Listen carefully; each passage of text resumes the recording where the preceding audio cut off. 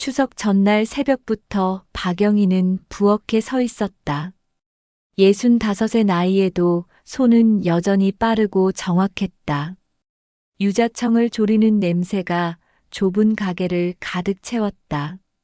남편이 세상을 떠난 뒤 혼자 운영해온 수제청 가게는 그녀의 전부였다. 하지만 오늘만큼은 장사가 아니었다. 아들 민순의 집에 가져갈 선물이었다. 송편도 직접 빚었다. 며느리 소라가 좋아할까 싶어 호박꼬지도 따로 준비했다. 사연 시작 전 구독, 좋아요 눌러주시면 큰 힘이 됩니다.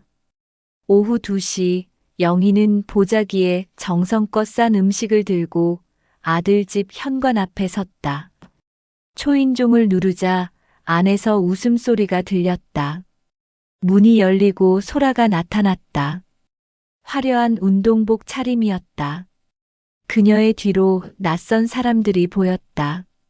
샴페인 잔을 든 여자들, 세련된 옷차림의 남자들. 영희는 순간 주춤했다. 어머님, 오늘 센터 VIP 회원들 모임이라고 말씀드렸잖아요.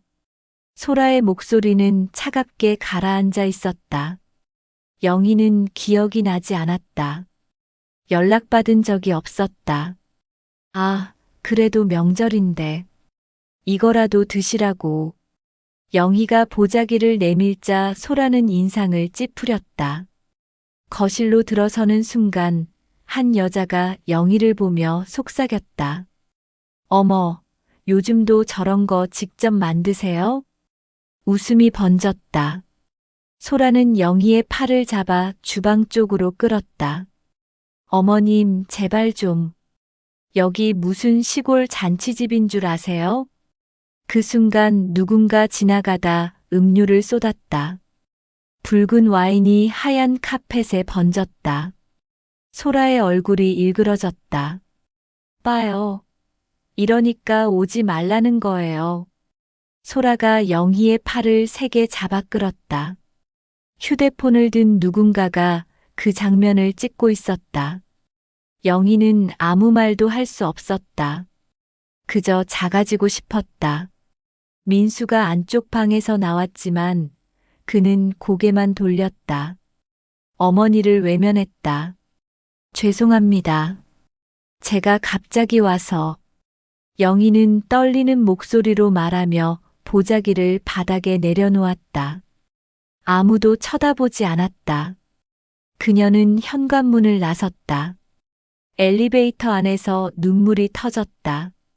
평생 자식 위에 살았는데 이게 대접인가. 명절 음식이 시골스럽다니. 손자 얼굴도 보지 못하고 쫓겨나다니. 집으로 돌아온 영희는 텔레비전도 켜지 않았다. 그저 남편의 사진 앞에 앉아 중얼거렸다. 여보, 내가 뭘 잘못한 걸까요?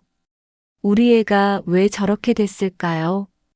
다음 날 아침 단골 손님이 가게 문을 두드렸다. 사장님, 이거 보셨어요? SNS에 난리예요. 휴대폰 화면 속엔 어제 그 장면이 있었다. 며느리에게 팔 잡혀 끌려가는 노인. 댓글엔 비난이 쏟아지고 있었다. 하지만 그 비난의 화살은 영희가 아니라 소라를 향하고 있었다. 영희는 화면을 보며 허탈하게 웃었다. 세상이 동정하든 말든 가족에게 버림받은 마음은 변하지 않았다. 그날 밤 영희는 혼자 송편을 먹으며 생각했다. 이제 나도 내 인생을 살아야겠구나.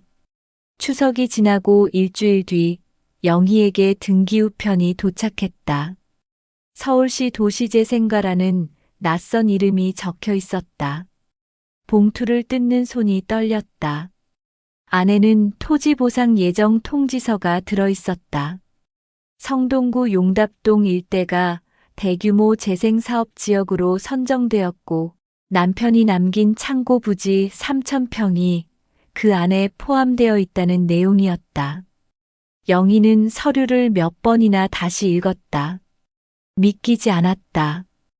남편은 생전에 그 땅을 팔지 말라고 신신당부했다. 당장 돈이 필요해도 절대 손대지 말라고. 영희는 그 말을 지켰다. 가게 월세가 밀려도 병원비가 부족해도 그 땅만은 건드리지 않았다. 남편은 늘 말했다. 여보, 사람은 거짓말을 해도 땅은 진실을 말한다오. 그때는 무슨 뜻인지 몰랐다. 이제야 알 것 같았다. 남편이 평생 모은 돈으로 산 그 땅이 이제 영희를 지켜주려 하고 있었다. 소문은 빠르게 퍼졌다. 며칠 뒤부터 친척들이 찾아오기 시작했다.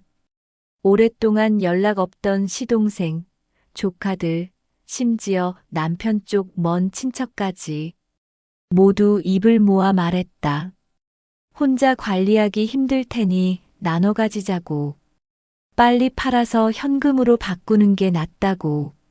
영희는 고개만 끄덕이며 차를 따랐다. 하지만 속으론 혼란스러웠다. 민수도 전화를 걸어왔다. 추석 이후 처음이었다. 엄마, 그 땅 말인데. 지금이 팔 타이밍이야. 재생사업 들어가면 보상금 받는데 시간 오래 걸려. 아들의 목소리는 절박했다. 회사에서 권고사직 압박을 받고 있다는 말도 덧붙였다. 영희는 아무 대답도 하지 못했다. 며느리에게 모욕당한 기억이 생생했지만 그래도 아들이었다. 부동산 중개인들도 줄을 이었다.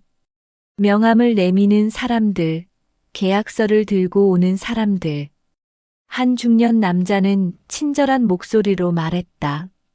어르신, 지금 안 팔면 나중엔 손해예요.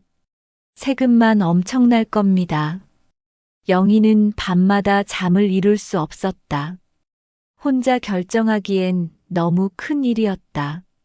그러던 어느 날 오랜 친구 최말순이 찾아왔다. 은퇴한 교사인 말순은 차분하게 말했다. 영희야, 일단 서류부터 제대로 확인해봐. 섣불리 도장 찍으면 안 돼. 말순의 조언대로 영희는 구청 토지과를 찾아갔다. 담당 공무원은 친절하게 설명해 주었다. 보상 절차, 예상 금액, 소유권 확인 방법까지. 영희는 메모하며 하나씩 체크했다. 집으로 돌아와 남편이 남긴 서류 뭉치를 뒤졌다. 오래된 등기부등본, 토지대장, 그리고 봉인된 봉투 하나. 안에는 남편의 자필 유언장이 있었다. 이 땅은 영희 당신 것이오. 절대 낱말 듣지 말고 당신이 결정하시오. 영희는 편지를 가슴에 꼭 안았다. 여보, 당신 말대로 할게요. 땅이 진실을 말한다고 했잖아요. 그날 밤 영희는 처음으로 마음을 정했다. 이 땅은 팔지 않을 것이다. 보상을 기다릴 것이다. 그리고 그 돈으로 진짜 의미 있는 일을 할 것이다. 남편이 남긴 마지막 선물을 헛되이 쓰지 않을 것이다. 보상 절차가 시작되자 민수의 전화는 더 잦아졌다. 처음엔 조심스럽게 물어보더니 나중엔 대놓고 요구했다. 회사에서 구조조정 대상이 되었고 집 대출 이자도 연체 직전이라고 했다. 영희는 아들의 목소리에서 절박함을 느꼈다. 하지만 동시에 서운함도 밀려왔다. 추석 이후 단 한 번도 사과하지 않았던 아들이었다. 어느 날 저녁 민수가 직접 찾아왔다. 소라도 함께였다. 두 사람은 거실 소파에 나란히 앉아 영희를 마주했다. 소라의 눈은 충혈되어 있었다. 민수가 먼저 입을 열었다. 센터 확장 투자금이 필요하다고, 지금 아니면 기회를 놓친다고.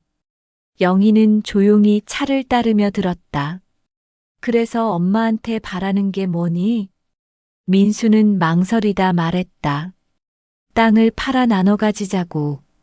아니면 선불로라도 일부를 달라고. 영희는 찻잔을 내려놓았다. 그건 안 된다. 내 아버지가 남긴 거야. 함부로 못 써. 소라가 벌떡 일어섰다. SNS 사건 이후 광고 계약이 다 끊겼다고, 센터 회원들도 떠났다고 목소리를 높였다. 영희는 아무 말 없이 두 사람을 바라보았다. 민수는 고개를 숙인 채 한마디도 하지 않았다. 그날 밤 두 사람은 문을 거칠게 닫고 나갔다. 다음 날 영희는 법무사 사무실을 찾았다. 말순이 소개해준 곳이었다. 젊은 법무사는 서류를 꼼꼼히 살펴보더니 말했다. 남편이 남긴 유언장과 등기부등본상 소유권은 명확하게 영희 앞으로 되어 있다고. 상속인이라 해도 동의 없이 처분할 수 없다고. 영희는 안도의 한숨을 내쉬었다. 고맙습니다. 이제 좀 마음이 놓이네요. 하지만 마을의 시선은 달라졌다. 동네 슈퍼에 가면 사람들이 수군거렸다. 아들한테도 안 나눠준다더라. 혼자 다 먹으려 한다더라. 영희는 장바구니를 들고 묵묵히 걸었다. 억울했지만 해명할 생각은 없었다. 어차피 돈 앞에선 모두 달라지는 법이었다. 친척들의 압박도 계속됐다. 시동생은 돌아가신 형님의 뜻이라며 땅 문서를 내놓으라고 했다. 조카는 변호사를 대동하겠다고 협박했다. 영희는 그럴 때마다 남편의 유언장을 꺼내 보였다. 하지만 그들은 쉽게 물러서지 않았다. 가장 힘든 건 민수의 냉담함이었다. 전화도 끊기고 문자도 익십이었다. 손자 지훈의 생일도 다가오는데 연락이 없었다. 영희는 밤마다 손자 사진을 들여다보며 눈물을 흘렸다. 지훈아, 할머니가 나쁜 사람이 된 걸까? 그러던 어느 날 우편함에 법원 등기가 들어 있었다. 민수가 재산 분할 조정 신청을 한 것이었다. 영희는 서류를 보며 주저앉았다. 아들이 자신을 상대로 법적 조치를 취했다는 사실이 믿기지 않았다. 가슴이 찢어지는 것 같았다. 말순이 달려왔다. 영희를 부축하며 등을 쓰다듬어 주었다. 영희는 친구의 어깨에 기대어 한참을 울었다. 평생 자식 위에 살았는데 결국 이렇게 되는 건가? 돈이 가족을 이렇게 무너뜨리는 건가? 영희야, 내가 잘못한 거 하나도 없어. 당당하게 살아. 영희는 눈물을 닦으며 고개를 끄덕였다. 그래, 나 잘못한 거 없어. 남편이 나한테 준 거야. 그날 밤 영희는 조정 신청에 응하지 않기로 결심했다. 더 이상 흔들리지 않을 것이다. 이제는 자신을 지킬 때였다. 재생 사업이 본격화되면서 영희의 가게 앞은 더욱 분주해졌다. 정장 차림의 사람들이 명함을 건네고 투자 상담을 권했다. 그중 가장 인상적이었던 건 증권사 임원이라는 정태호였다. 그는 고급 승용차를 타고 와서 공손하게 인사했다. 정태호는 깔끔한 서류 가방을 열어 보였다. 보상 채권을 즉시 현금화해 주겠다는 제안이었다. 시가보다 10% 높은 가격을 제시하며 세금 문제도 해결해 주겠다고 했다. 영희는 숫자들을 보며 잠시 숨이 멎었다. 평생 상상도 못한 금액이었다. 어르신, 지금이 최적의 타이밍입니다. 망설이시면 기회를 놓칩니다. 정태호의 목소리는 부드러웠지만 압박감이 느껴졌다. 영희는 서류를 천천히 넘기며 말했다. 좀 생각해 볼 시간을 주세요. 정태호는 실망한 표정을 지었지만 명함을 남기고 돌아갔다.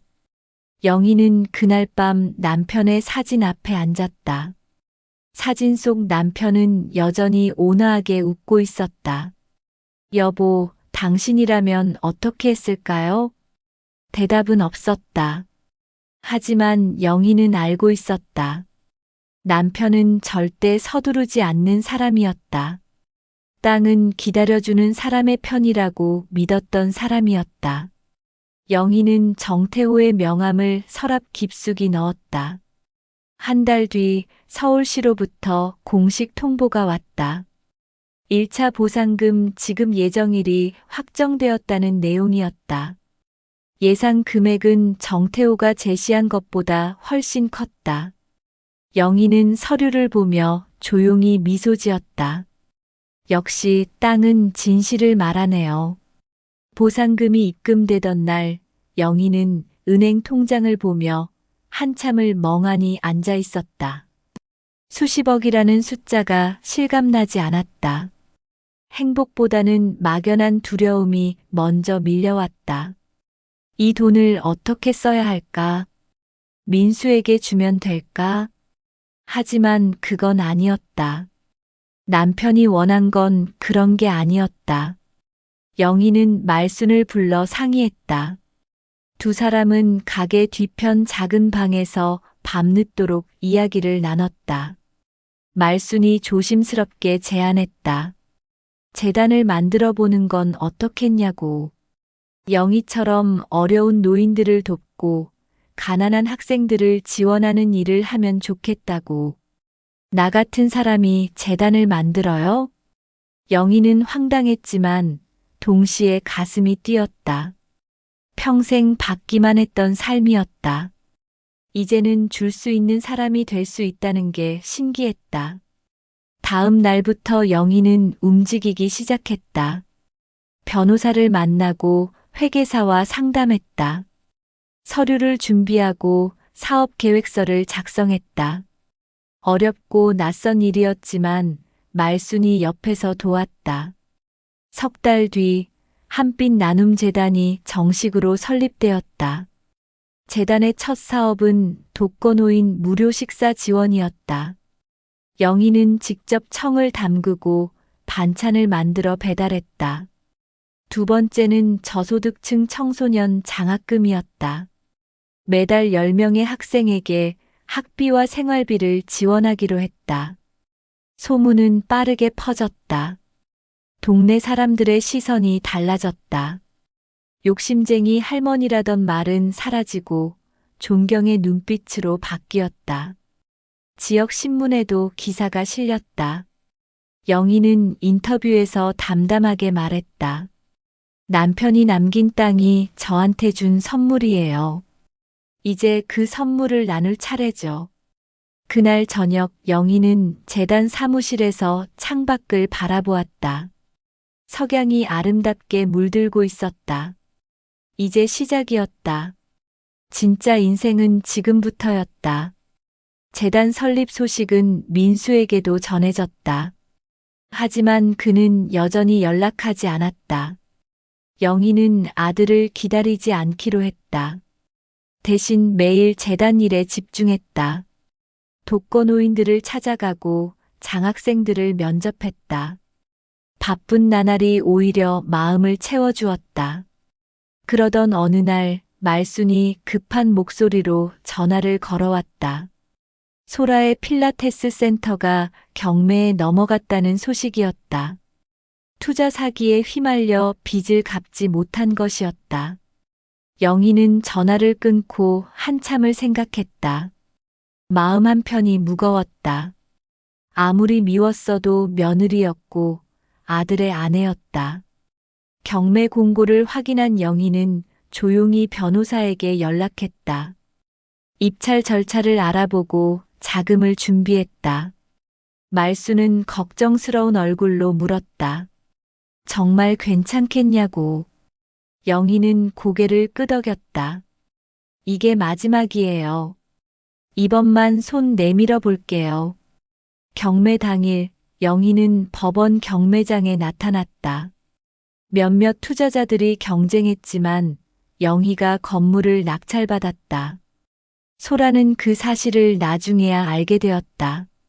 민수가 황급히 어머니에게 전화를 걸었다. 처음으로 떨리는 목소리였다. 영희는 며칠 뒤 센터를 찾아갔다. 소라는 텅 빈 센터 안에 혼자 앉아 있었다. 영희가 문을 열고 들어서자 소라는 고개를 들었다. 눈가가 붓고 초췌한 얼굴이었다. 어머님. 영희는 천천히 걸어가 소라 앞에 앉았다. 한참 동안 침묵이 흘렀다. 소라가 먼저 입을 열었다. 죄송하다고 용서해달라고. 추석 때 일도 그동안의 무례함도 모두 잘못이었다고. 눈물이 흘러내렸다. 영희는 손수건을 꺼내 건넸다. 계속 여기서 일하세요. 새는 싸게 내줄게요. 소라는 믿기지 않는다는 표정으로 영희를 바라보았다. 영희는 차분하게 조건을 말했다. 명절마다 함께 식사할 것, 손자를 자주 보여줄 것, 그리고 가족으로서 서로를 존중할 것. 소라는 고개를 숙이며 울음을 터뜨렸다. 감사합니다. 정말 감사합니다.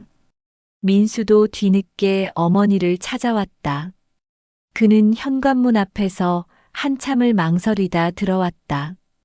영희는 아들에게 차를 내주었다. 민수는 말없이 눈물만 흘렸다. 영희는 아들의 손을 잡았다. 엄마가 원한 건 돈이 아니었어. 그냥 가족이고 싶었던 거야. 민수는 어머니의 손을 꼭 쥐었다. 말이 필요 없었다. 그 손길만으로 충분했다. 1년이 흘렀다. 다시 찾아온 추석 아침, 영희의 가게는 북적였다. 민수와 소라, 그리고 지훈이 함께 왔다. 지훈은 할머니에게 달려가 안겼다. 할머니, 나 할머니가 제일 좋아. 영희는 손자를 안으며 웃었다. 소라는 조심스럽게 부엌에 들어와 송편을 함께 빚었다. 민수는 상을 차리며 어머니 곁을 맴돌았다. 오랜만에 느껴지는 가족의 온기였다. 저녁 식사 자리에서 영희는 가족들을 둘러보았다. 완벽하지 않았다. 여전히 어색한 구석도 있었다. 하지만 함께 있었다. 그것만으로 충분했다. 할머니, 이 청 진짜 맛있어요. 지훈이 유자청을 떠먹으며 말했다. 영희는 손자의 머리를 쓰다듬었다. 그래, 많이 먹어. 할머니가 정성껏 만든 거야. 밤이 깊어갈 무렵 영희는 혼자 가게 앞에 나와 하늘을 올려다보았다.